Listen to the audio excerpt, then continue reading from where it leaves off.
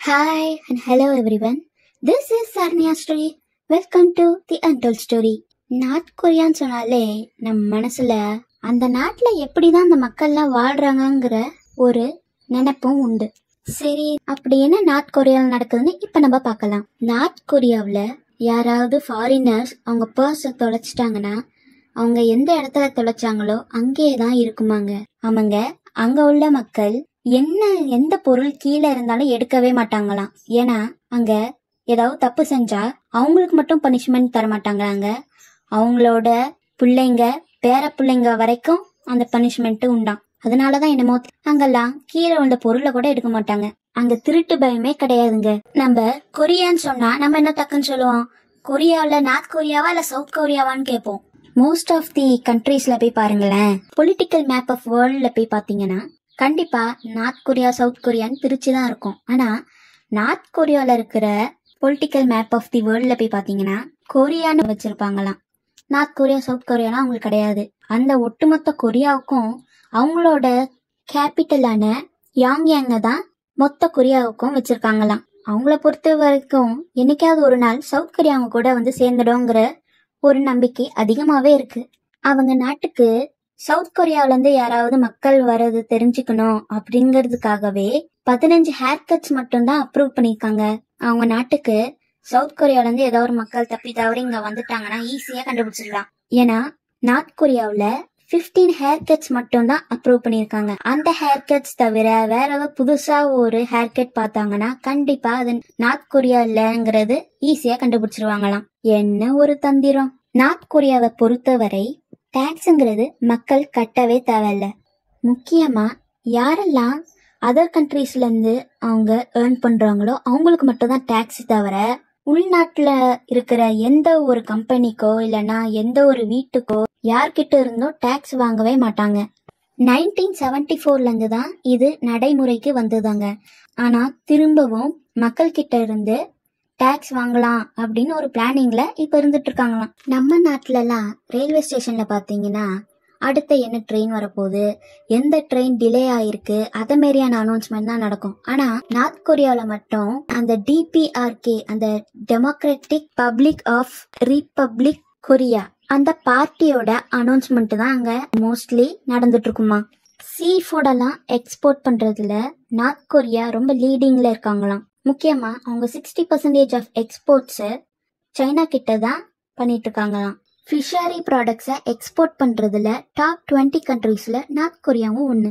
North கொரியாவில் DPRK, democratic public republic of Korea, இந்த பார்ட்டியோட எட்டர்னல் லீடராகவே எப்பொழுதுமே கிம் இல் சங் தான் அந்த பார்ட்டியோட லீடராகவே இருப்பாராம். அவர் பையன் கிம் ஜான் உன் சுப்ரீம் லீடரா தான் இருக்காராம்.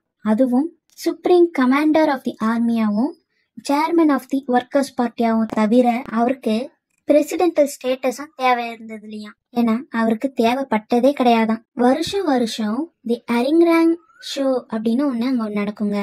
அந்த ஃபெஸ்டிவல்ல மாஸ் பெர்ஃபார்மன்ஸ் பண்ணுவாங்க. அதுவும் கிட்டத்தட்ட 1 லட்சம் பேரு அதுல பார்ட்டிசிபேட் பண்ணுவாங்களாம்.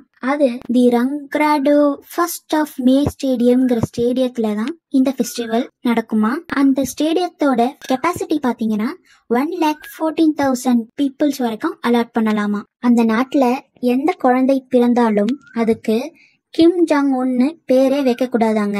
அவங்க அந்த மக்கள் மீறி அந்த பேரை வச்சாலும் கண்டிப்பா அவங்க சீக்கிரமாவே அந்த பேரை மாத்திடணுமா, இல்லைன்னா அது ஒரு பெரிய கிரைமா. ஏன்னா இந்த DPRKயோட லீடர்ஸ் பேரு பொதுமக்கள் யூஸ் பண்ணக்கூடாதுங்கிறதுக்காகவே இப்படி ஒரு சட்டம் கொண்டு வந்திருக்காங்களாம். அவங்க நாட்டுல 18 வயசுக்கு மேல யாரெல்லாம் இருக்காங்களோ அவங்கள கண்டிப்பா வந்து மிலிட்டரி சர்வீஸ்ல பார்ட்டிசிபேட் பண்ணணுமா. அட்லீஸ்ட் 13 வருஷமாவது சர்வீஸ் பண்ணணுமா. 2015ல இருந்து உமன்ஸும் பார்ட்டிசிபேட் பண்ண ஆரம்பிச்சிட்டாங்க. 23 வயசு வரைக்கும் கண்டிப்பா அவங்களும் மிலிட்ரியில சேர்ந்தே ஆகணுமா. நீங்க நார்த் கொரியாவில் உள்ள ரெஸ்டாரண்ட்ஸ் எங்க போனாலும், ஈவன் ஏதோ ஸ்ட்ரீட்ஸ்க்கு போனாலும் அங்க அட்வர்டைஸ்மெண்ட்ங்கிறதே ஒண்ணு இருக்காதாங்க. எங்க திரும்பினாலும் அந்த DPRKயோட அட்வர்டைஸ்மெண்ட் தான் இருக்கும் தவிர பொதுமக்கள் எப்பொழுதுமே அவங்க கடைகளுக்கோ இல்லைன்னா எந்த ஒரு விஷயத்துக்கும் அட்வர்டைஸ்மெண்ட்ங்கிறது ஒண்ணு பண்ணவே மாட்டாங்களாம். அவங்க நாட்டுல நாய்க்கறினா ரொம்ப ஃபேமஸா. அந்த மக்கள் நாய்க்கறியை தான் ரொம்ப விரும்பி சாப்பிடுவாங்களாம். நம்மெல்லாம் 21st செஞ்சுரியில இருக்கோம். ஆனா நார்த் கொரியாவில போய் பாத்தீங்கன்னா அவங்க இன்னமும் 106வது ஜூச்சேல தான் இருக்காங்க. இந்த நார்த் கொரியாவோட ஜூச்சே கேலண்டர் எப்பல இருந்து ஆரம்பிச்சதுன்னா ஏப்ரல் 15, 1912 இருந்து. அதாவது ஃபவுண்டர் ஆஃப் கிம் இல் சங்கோட பிறந்த நாள் தான் அந்த கேலண்டர் ஆரம்பிச்சதாக சொல்லப்படுது. கிம் இல் சங்கோட பிறந்த நாள பிறந்த வருஷத்துல இருந்து தான் அவங்களோட கேலண்டர் ஆரம்பிக்குதாங்க. நம்ம நாட்டுல எல்லாம் எத்தனை சேனல்ஸ், டிவி சேனல்ஸ் இருக்கு சொல்லிக்கிட்டே போலாம். ஆனா நார்த் கொரியாவில 3 சேனல்ஸ் தான். அதுவும் முக்கியமான ஒரு சேனல் மட்டும் தான் ஒரு வீக் ஃபுல்லா டெலிகாஸ்ட் ஆகும். ஆனா மீதி 2 இருக்கிற சேனல்ஸும் வீக்கெண்ட்ஸ்ல மட்டும்தான் பார்க்க முடியுமா. அந்த சேனல்ஸ்ல வர ப்ரோக்ராம்ஸும் அந்த கவர்மெண்ட் தான் கண்ட்ரோல் பண்ணிட்டு இருக்கு. அவங்க நாட்டுல நைட் ஆனாலே பவர் கட்டு தானாங்க.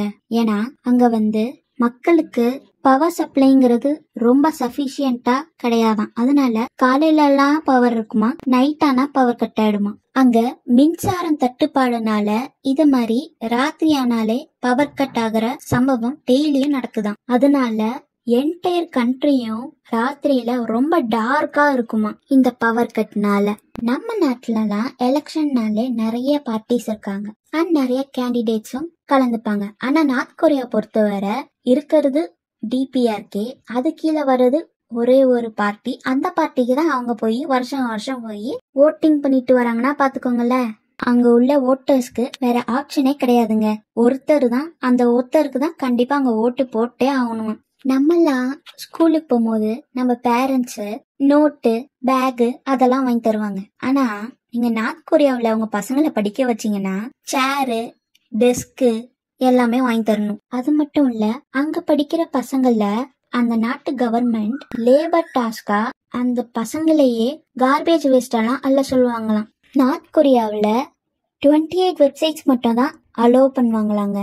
நார்த் கொரியாவில் நார்த் கொரியன்ஸ் 28 வெப்சைட்ஸ் மட்டும் தான் விசிட் பண்ண அலோவ் பண்ணுவாங்களாம். அதுவும் முக்கியமா அங்குள்ள மக்கள் பொதுவா இன்டர்நெட்டுங்கிறத யூஸ் பண்ண மாட்டாங்க. இன்டர்நெட் யூசேஜ் உள்ளவங்க முக்கியமா பெஸ்ட் யூனிவர்சிட்டிஸ்ல படிக்கிற பசங்களா இருக்கட்டும், பொலிட்டிக்கல் லீடர்ஸ் அண்ட் அவங்களோட ஃபேமிலி, அப்புறம் அவங்க நாட்டு உளவுத்துறையில ஒர்க் பண்ற பீப்புள்ஸ்க்கு மட்டும்தான் இந்த இன்டர்நெட் அலவுடு. அவங்க ஒரு இன்டர்நெட் வச்சிருக்காங்க, அது பேரு வாங் மியாங் இல்லைன்னா பிரைட்னு சொல்லுவாங்களாம். அது அந்த மக்கள் ஃப்ரீயா யூஸ் பண்ணிக்கலாம்.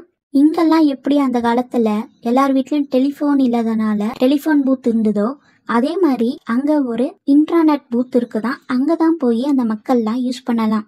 அந்த நாட்டுல ஏதாவது மக்கள் கம்ப்யூட்டர் வாங்கணும்னு நினைச்சா கூட அந்த கவர்மெண்ட் கிட்ட போய் பெர்மிஷன் வாங்கினாதான் ஒரு கம்ப்யூட்டரே வாங்க முடியுமா. அவங்க நாட்டுல ப்ளூ ஜீன்ஸ்க்கு அலோடே கிடையாதாங்க. யாரெல்லாம் நார்த் கொரியா போறீங்களோ கண்டிப்பா ப்ளூ ஜீன்ஸை அவாய்ட் பண்ணிடுங்க. அந்த நாட்டு மக்கள் கடவுளுங்கிற ஒரு வழிபாடே செய்யக்கூடாதாங்க. அவங்க எல்லாருமே கடவுள் நம்பிக்கை இல்லாதவங்களாதான் இருக்கணுமா. அதை தவிர்த்து வேற யாராவது ஏதாவது ரிலீஜியனை பிராக்டிஸ் பண்றாங்கன்னா அவங்கள கண்டிப்பா பயங்கரமா பனிஷ் பண்ணுவாங்களாம். அந்த நாட்டு மக்கள் கடவுள் நம்பிக்கை இல்லாதவங்களா இருக்கணுங்கிறது ஒரு ரூலாவே போட்டு வச்சிருக்காங்க அந்த கவர்மெண்ட். 2008ல சவுத் கொரியா நார்த் கொரியாவுக்கு ஃபர்டிலைசர் அனுப்புறத நிறுத்திட்டாங்களாம். அதனால அந்த கண்ட்ரியில ஃபர்டிலைசர் ஷார்டேஜ் ரொம்பவே இருந்துச்சாம். அதனால அந்த கண்ட்ரியில அவங்க புதுசா ஒரு லா கொண்டு வந்தாங்களாம். நம்ம சூர்யா நடிச்ச காப்பான் படத்துல காமிச்ச மாதிரி அந்த நாட்டு மக்களோட ஹியூமன் வேஸ்ட் எல்லாம் அக்ரிகல்ச்சருக்கு யூஸ் பண்ணணும்னு சொல்லிட்டு ஒரு லாவை கொண்டு வந்துட்டாங்களாம். அந்த நாட்டு மக்கள் என்ன சாப்பிடணும், எங்க போகணும், எங்க வரணும் வரைக்கும் எல்லாமே இந்த கவர்மெண்ட் கண்ட்ரோல்ல தான் இருக்குங்க. நம்மலாம் இப்ப விழுப்புரத்துல இருக்கலாம், திடீர்னு சென்னைக்கு மாறணும்னா நம்ம கவர்மெண்ட் கிட்ட பர்மிஷன் கேட்க தேவையில்ல. ஆனா நார்த் கொரியாவை எடுத்துக்கிட்டீங்கன்னா அவங்க நாட்டு கேபிட்டல்ல யாராவது வாழணும்னு விருப்பப்படுறாங்கன்னா கண்டிப்பா கவர்மெண்ட் பெர்மிஷன் இல்லாம அவங்க கேபிட்டலுக்கு அவங்களால மைக்ரேட் ஆக முடியாது. அந்த கேபிட்டலுக்குள்ள ரொம்ப டர்ட்டியா இருக்கிற எந்த ஒரு விஷயமும் உள்ள வரக்கூடாதான்.